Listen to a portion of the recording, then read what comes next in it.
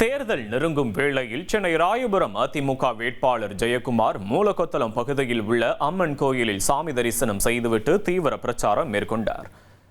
Stanley நகர் பகுதியில் திறந்தவெளி ஆட்டோவில் வீதி வீதியாக சென்ற அவருக்கு தொண்டர்களும் பொதுமக்களும் மலர் தூவி உற்சாக வரவேற்பளித்தனர். அப்போது அவருக்கு வீரவேல் வழங்கி மக்கள் தங்கள் ஆதரவை தெரிவித்தனர்.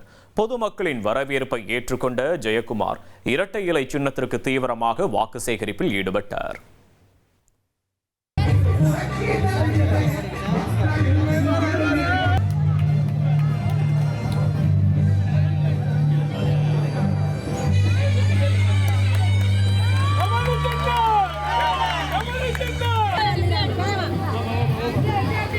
நமது சின்னம் இரட்டை இலை, மறவாதீர் இரட்டை இலை.